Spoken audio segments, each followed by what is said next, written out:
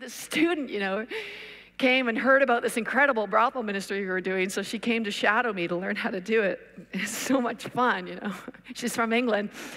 So we get to this one brothel, XTC, very clever name, and I get to the brothel. I say, hey, knock on the door. I'm like, from the Salvation Army. I do my whole spiel. We visit massage parlors in the area, and we're here to visit you. Ta-da, it's your lucky day, And the lady goes, yeah, thanks anyway. We don't want you. Closes the door. And I was like, oh, don't worry. It's just the first week, So we go back the next week and knock on the door. Hey, Salvation Army. Hey, remember me? Hi. The lady's like, yeah, I remember you. I think I said I didn't want you. Like, please go away, I said, but I brought cupcakes. The lady goes, oh, cool. Takes a cupcake, slams the door. And the third week, I said, oh, don't worry about it. I said to the student, it happens all the time, The third week comes, I knock on the door, The lady's like, which part of no don't you understand? I said, well, actually, it's the no bit. I struggle with it in a lot of areas.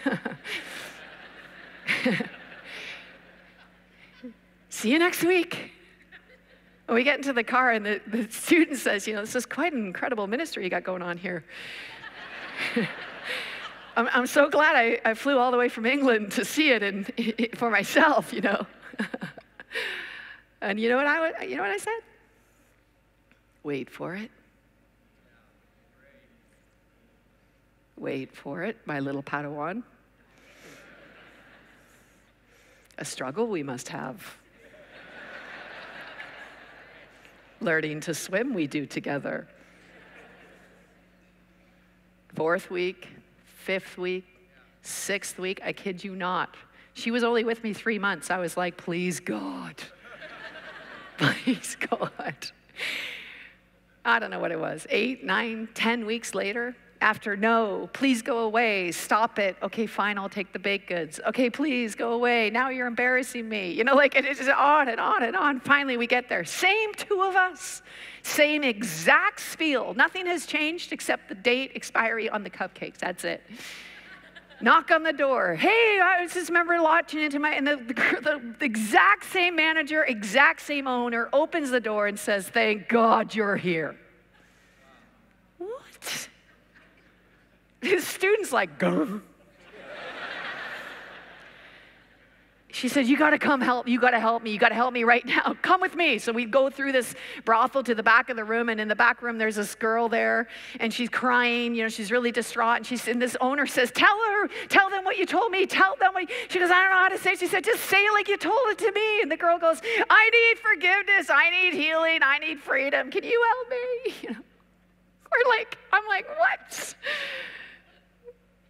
I said, well, I know this guy who can forgive sins and heal diseases and set people free. His name's Jesus, I know he can help you. That's why I've come over and over and over again. That's why I show up. That's why I swim against the current. That's why I wait around when it looks like nothing's going to happen and this is a complete waste of my valuable time. That's why I keep coming and facing rejection. That's why I keep rowing even when the waves are against me. That's why even when my muscles hurt and even when my ego's bruised, I keep going because I want to be right in that spot where Jesus shows up and gets in the boat and I can be a set and leave. And this girl goes, well, how do I get him, And I said, because I'm a Christian and we're weird sometimes, I said, well, sometimes is an understatement. But anyway, I said, just cry out to him, because that's what we would say. Just cry out to him, Jesus, I give you my life. Jesus, I need you to heal me. So because she's not a Christian, thought I was like literal, and she just started crying out the back of a brothel. Jesus! I was just thinking about the experiences going on in the other rooms, And I was just like, I never knew evangelism would happen like this exactly. I didn't script this one out, but, she's just crying out. And I remember it because the owner manager who's been so, you're not welcome here, is bawling her head off. The student is like a total mech, bawling, sobbing. This chick's crying out to Jesus. I'm taking copious notes so I can tell you about it. And then we get into the car. I'll never forget this. And the student says to me, that would make an amazing sermon illustration. I said to her, which part? Which part? See, because what I do and what every preacher does, because we're like surfers and we're in love with the wave. We always tell you about the wave, but the part I felt like the Lord wanted me to tell you about is all the other part. See, the part I need to tell you about that's a really great sermon illustration is not just the part where Jesus gets into the boat, but it's the part where we got into the water. It's the part where we decided to row anyway.